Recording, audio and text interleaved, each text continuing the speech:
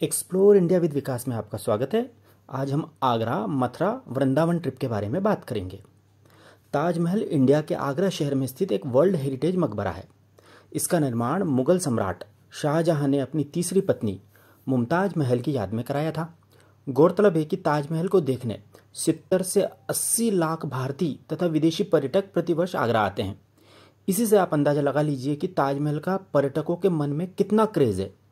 ऐसा कोई भी विदेशी पर्यटक नहीं होगा जो इंडिया भ्रमण करने आया हो और उसने ताज का दीदार न किया हो। यदि आपने अब तक ताजमहल नहीं देखा है तो आपने क्या मिस किया है, आप कल्पना भी नहीं कर सकते हैं। यदि आप आगरा भ्रमण की योजना बना रहे हैं तो इस वीडियो में हम आपको बताएंगे कि आप आगरा में ताजमहल के अलावा और क्या क्या देखें। सबसे पहले आपके मन में यह प्रश्न उत्पन्न हो रहा होगा कि आगरा कैसे पहुंचे। तो आगरा तक देश के कई बड़े शहरों से सीधी बस सेवा तथा ट्रेन सेवा उपलब्ध है। इसके अलावा आप प्लेन के द्वारा भी आगरा पहुंच सकते हैं। देश के कई शहरों से आगरा के लिए उड़ान सेवा उपलब्ध है। दिल्ली से आगरा की सड़क मार्ग से दूरी लगभग 250 किलोमीटर है तथा यात्रा में 3.5 से 4 घंटे लगते हैं। आपको जानकर आश्चर्य होगा कि नई दिल्ली आगरा रूट पर 100 से ज़्यादा ट्रेनें चलती हैं। आप अपनी सुविधानुसार आगरा शहर पहुंच सकते हैं। आप आगरा पहुंचने के लिए एसी ट्रेन, बस या फ्लाइट चुनें जो आपको सुबह 6 से 8 बजे के बीच में आगरा छोड़ दे। इसके बाद आप रिक्शा या टैक्सी से अपनी ऑनलाइन बुक होटल में चेक इन करें। होटल ताजमहल से 8 से 10 किलोमीटर के दायरे में ही लीजिएगा। हालांकि होटल्स में चेक इन करने का स्टैंडर्ड समय दोपहर 12 बजे से 2 बजे के बीच का होता है, परंतु आप अर्ली चेक इन सुविधा वाले होटल का ही चयन करें। आजकल सभी होटल्स अर्ली चेक इन की फैसिलिटी प्रोवाइड करते हैं। अब आप सोच रहे होंगे कि अर्ली चेक इन क्यों करें, आराम से दोपहर तक आगरा क्यों ना पहुंचे। तो इसका कारण यह है कि यदि आप दोपहर में आगरा पहुंचते हैं तो आधा दिन तो यूं ही खत्म हो जाएगा तथा उसके बाद फ्रेश होने में तथा लंच करते करते 3 से 4 बज जाएंगे। तो इस सिचुएशन में पहले दिन आगरा घूमने के लिए ज़्यादा समय ही नहीं मिलेगा। तो इसी बात को ध्यान में रखते हुए आप सुबह सुबह आगरा पहुंच जाएं तथा होटल में अर्ली चेक इन करने के बाद आप अपनी होटल में नहाकर ब्रेकफास्ट कर लें तथा अपनी होटल से बाहर आ जाएं। होटल के बाहर ही आपको रिक्शा तथा टैक्सी मिल जाएगी। आप 100 से 200 रुपए में उसे ताजमहल जाने के लिए बुक कर लीजिए। एक बात और ध्यान में रखें कि आप जब टैक्सी या रिक्शा ताजमहल जाने के लिए बुक करें तो उन्हें पहले ही बता दीजिएगा कि वे आपको ताजमहल के रास्ते में किसी शॉपिंग एम्पोरियम में लेकर न जाएं। आपको सीधे ताजमहल ही जाना है। आगरा के कई टैक्सी वालों तथा रिक्शा वालों की सामान बेचने वाले बड़े बड़े एम्पोरियम से सांठगांठ होती है तथा टूरिस्ट को एम्पोरियम तक फंसाकर लाने पर उन्हें मोटा कमीशन प्राप्त होता है। एक बार आप इन एम्पोरियम में घुस गए तो बिना शॉपिंग के वहां से निकल ही नहीं पाएंगे। इन एम्पोरियम्स में सामान बहुत महंगा होता है क्योंकि उन्हें सामान में से रिक्शा वाले तथा टैक्सी वाले का कमीशन भी निकालना पड़ता है। आप इन बड़े बड़े एम्पोरियम्स से बाहर निकलने के लिए यदि यह बहाना बनाएंगे कि आपके पास शॉपिंग के लिए पैसे नहीं हैं तो वे आपसे कहेंगे कि आप तो केवल 1 या 2 हज़ार रुपये जमा कर दीजिए, बाकी के पैसे जब हम आपको आपके घर पर वीपीपी से सामान भेजेंगे तो पोस्टमैन को पैसे दे देना। तो अब आप ही बताइए कि ऐसी सिचुएशन में आप वहां से बिना शॉपिंग के कैसे निकलेंगे। इसलिए यही बेहतर है कि आप रिक्शा वाले को पहले ही बता दीजिएगा कि सीधे ताजमहल ही जाना है, इधर उधर नहीं जाना है। यदि आपको आगरा में शॉपिंग करनी ही है तो आप खुद ही अपनी पसंद की छोटी छोटी दुकानों से शॉपिंग करें। रिक्शा बुक करने के बाद आप उसमें बैठ जाइए। आपको रिक्शा वाला ताजमहल के उस बैरिकेड तक छोड़ देगा जहां तक वाहन जा सकते हैं।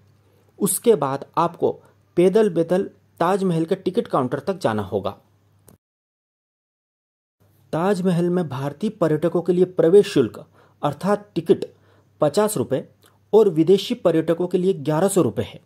वहीं शाहजहां तथा मुमताज की कब्र देखने के लिए पर्यटकों को ताजमहल की मुख्य गुंबद में जाने के लिए 200 रुपये का अतिरिक्त टिकट भी खरीदना होता है।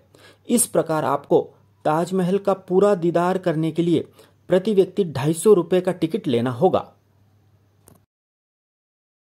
यह याद रखें कि ताजमहल पर्यटकों के लिए हर शुक्रवार को बंद रहता है। बाकी दिन यह सुबह 6 बजे से शाम को 6:30 बजे तक खुला रहता है। यह बात भी याद रखें कि प्रति माह इंडियन टूरिज्म बोर्ड ताजमहल घूमने आने वाले पर्यटकों के लिए नाइट टूर्स भी ऑर्गेनाइज करता है। ये टूर हर महीने में 5 दिन के होते हैं। इसमें एक दिन पूर्णिमा अर्थात फुल मून का होता है और बाकी 2 दिन पूर्णिमा के पहले और बाद के होते हैं। नाइट टूर्स का समय रात में 8:30 बजे से 12:30 बजे तक का होता है। नाइट टूर्स में पर्यटकों की भीड़ सबसे ज्यादा पूर्णिमा के दिन होती है, क्योंकि इस दिन ताजमहल दूधिया रोशनी में नहाया हुआ अलग ही लुक देता है। रमजान और शुक्रवार को ताजमहल के नाइट टूर ऑर्गेनाइज नहीं होते हैं। ताजमहल का नाइट टूर अधिकतम 8 ग्रुप्स के लिए होता है। इसमें एक ग्रुप में 50 से ज्यादा लोग नहीं होते हैं। हर नाइट टूर 30 मिनट का होता है। जैसे ही एक ग्रुप का नाइट टूर खत्म होता है तो दूसरे ग्रुप का टूर शुरू हो जाता है। नाइट टूर में एक दिन में केवल 400 पर्यटकों को ही अनुमति मिलती है। आगरा के माल रोड पर आर्कियोलॉजिकल सर्वे ऑफ इंडिया के ऑफिस में जाकर आप नाइट टूर के लिए टिकट बुक कर सकते हैं। यहां सुबह 10 बजे से शाम 6 बजे तक टिकट की बुकिंग होती है। ताजमहल देखने तथा घूमने में आपको लगभग 3 से 4 घंटे लगेंगे। आप ताजमहल में ही जो फोटोग्राफर होते हैं उनसे अपने ताजमहल के साथ सुंदर फोटो क्लिक करवा सकते हैं। ये फोटोग्राफर विभिन्न एंगल से आपके ताजमहल के साथ अद्भुत फोटो क्लिक करेंगे तथा जब आप ताजमहल देखने के बाद वापस लौटेंगे तो यह ताजमहल के गेट पर आपको उनकी लेब प्रिंट दे देंगे। ताजमहल देखने के बाद आप ताजमहल के बाहर किसी अच्छे से रेस्टोरेंट में लंच कर लें। ताजमहल से कुछ दूरी पर ही कई बहुत अच्छे रेस्टोरेंट स्थित हैं। इसके बाद आप ताजमहल के पास ही लगभग 3 किलोमीटर दूर आगरा का प्रसिद्ध लाल किला देखने जाएं। इसके लिए आपको ताजमहल के टैक्सी स्टैंड से टैक्सी तथा रिक्शा मिल जाएगा। लाल किला बहुत बड़े क्षेत्रफल में फैला हुआ है। इसे पूरा देखने में आपको 2 से 3 घंटे लग जाएंगे। इस किले में लाइट तथा साउंड शो भी चलता है। आप शाम को उसका भी आनंद लें। यदि आपके साथ बच्चे हैं तो आप इस 30 मिनट के शो को जरूर देखने जाएं। इस शो से बच्चों का भारतीय इतिहास का ज्ञान भी बढ़ेगा तथा उन्हें आनंद भी बहुत आएगा। इस शो का टिकट केवल 70 रुपये होता है। यह भी याद रखें कि यह शो कई बार तकनीकी खराबी के कारण बंद भी रहता है। आगरा का लाल किला देखने के बाद आप टैक्सी या रिक्शा से वापस अपनी होटल में आ जाइए तथा रात का डिनर करके अपनी होटल में रेस्ट करें।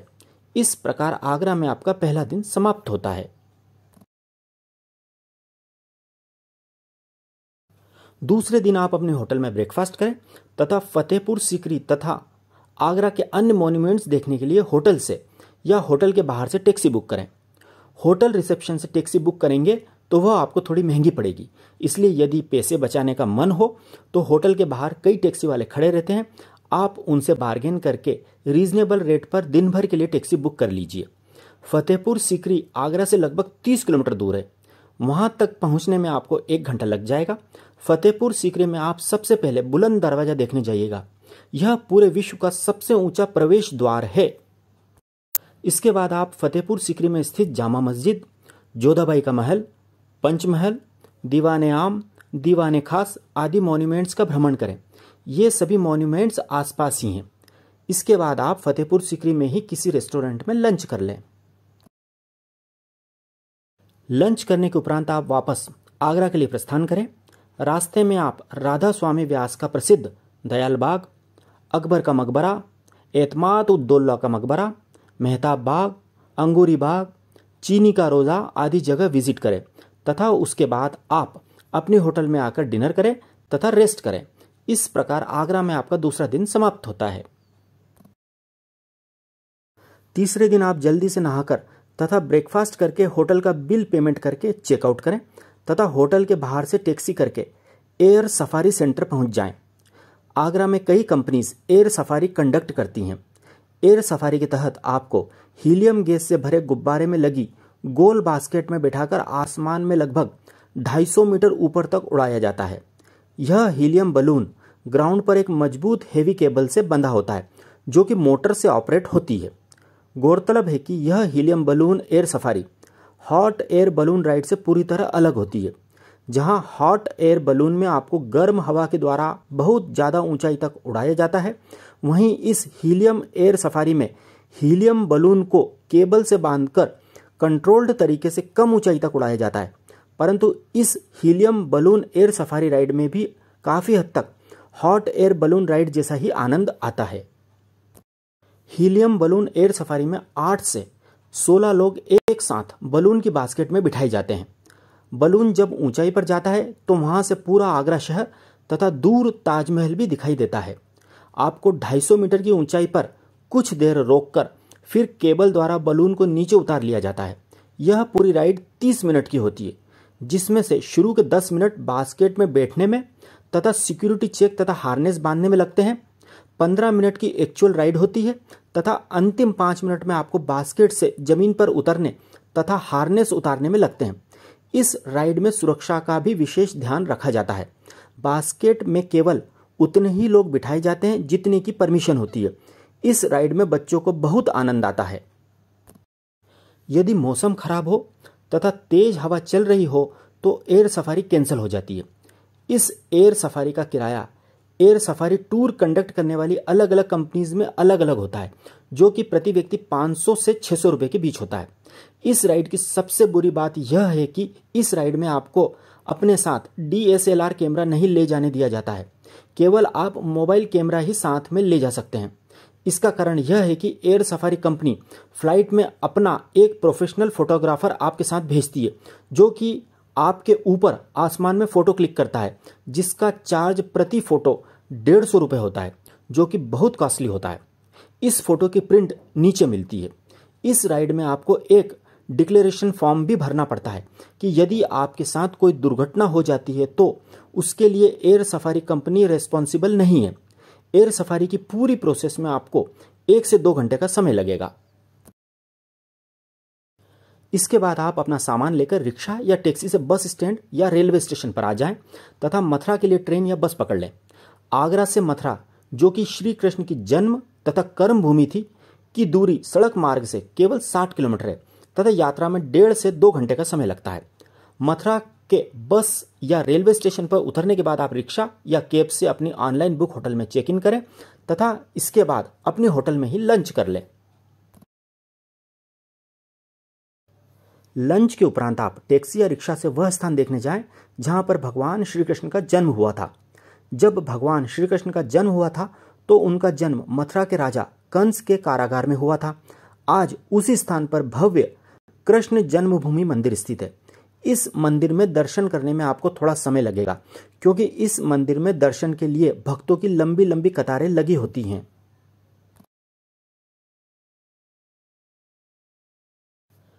इसके बाद आप मथुरा में द्वारकाधीश मंदिर देखने जाएं। मंदिर में मुरली मनोहर की सुंदर मूर्ति विराजमान है। यहाँ की शाम की आरती का विशेष महत्व है। आप उसमें जरूर सम्मिलित होइए। इस आरती में शामिल होने के लिए दूर दूर से कृष्ण भक्त आते हैं। यह आरती गर्मी के समय में शाम को 6 बजे तथा सर्दियों में शाम को 5:30 बजे होती है। इसके उपरांत आप अपने होटल में आकर रात का भोजन करें तथा रेस्ट करें। चौथे दिन आप अपने होटल में सुबह का ब्रेकफास्ट करें तथा तैयार होकर मथुरा के लोकल अट्रैक्शन देखने के लिए टैक्सी बुक करें।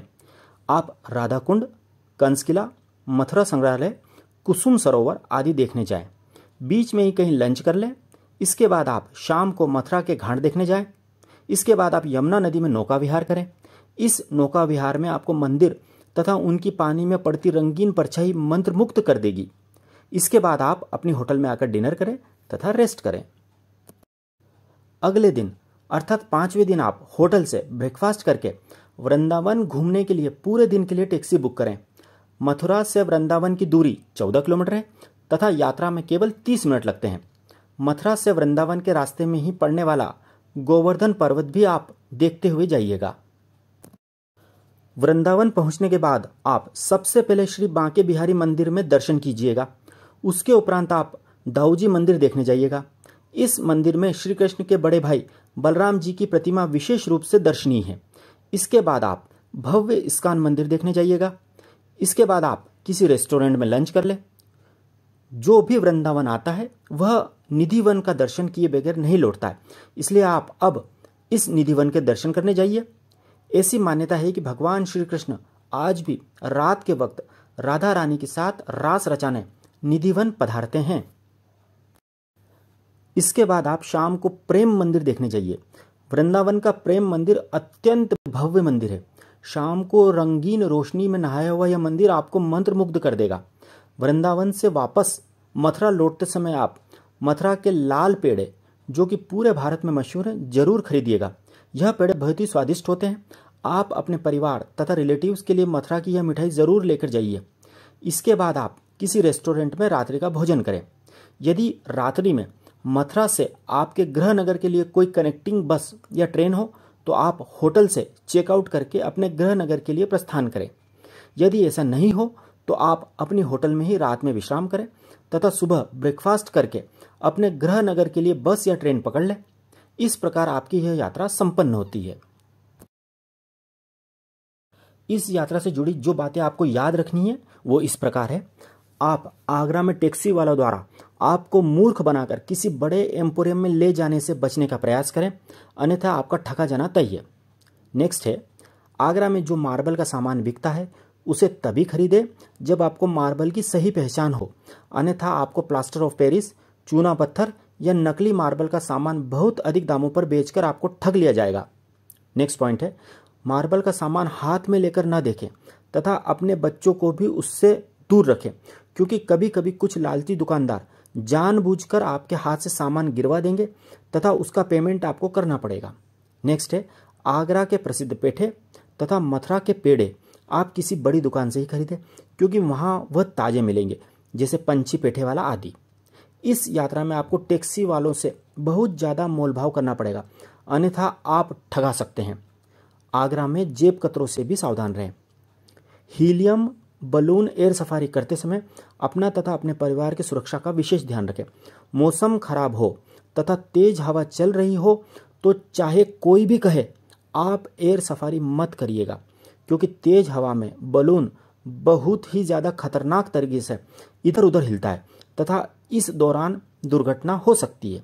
नेक्स्ट पॉइंट है, यदि आपको हीलियम बलून एयर सफारी करनी हो तो आप आगरा में टूरिज्म डिपार्टमेंट से यह जानकारी प्राप्त कर सकते हैं कि किस जगह से तथा किस कंपनी से एयर सफारी करना सुरक्षित रहेगा। आगरा में जगह जगह गवर्नमेंट के टूरिज्म डिपार्टमेंट के ऑफिस हैं जो आपकी मदद के लिए 24 घंटे तैयार रहते हैं। नेक्स्ट पॉइंट है, मथुरा वृंदावन के मंदिर में आप जो दान करें वह केवल दान पेटी में ही डालें। पंडे पुजारियों को पैसे न दें, क्योंकि सभी बड़े मंदिरों के पुजारियों को मंदिर ट्रस्ट बहुत भारी भरकम मासिक वेतन देता है। आप जो पैसा दान पेटी में डालेंगे उससे मंदिर का विकास होगा। यदि आप पैसा पुजारियों को देंगे तो उस पैसे से केवल उस पुजारी का ही विकास होगा।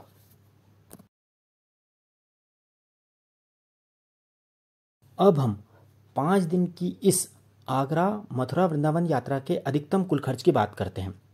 4 लोगों का आने जाने का बस तथा टैक्सी का कुल किराया लगभग 9,000 रुपये।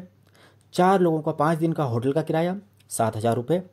4 लोगों का मॉन्यूमेंट्स के टिकट तथा एक्टिविटी का खर्च लगभग 4,000 रुपये।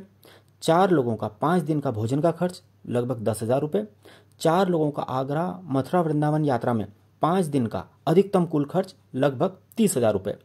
यदि इससे हम 4 से डिवाइड करें तो प्रति व्यक्ति अधिकतम कुल खर्च 7,500 रुपये आएगा। इस प्रकार आप केवल 7,500 रुपये में शानदार तरीके से टैक्सी को शामिल करते हुए आगरा मथुरा वृंदावन की यात्रा कर सकते हैं। तो अब इंतज़ार मत कीजिए, जल्दी ही आगरा मथुरा वृंदावन यात्रा का प्लान बनाइए। यदि आपको हमारी जानकारी सही तथा उपयोगी लगी हो तो प्लीज़ हमारे चैनल एक्सप्लोर इंडिया विद विकास को सब्सक्राइब जरूर कीजिएगा। Thank you.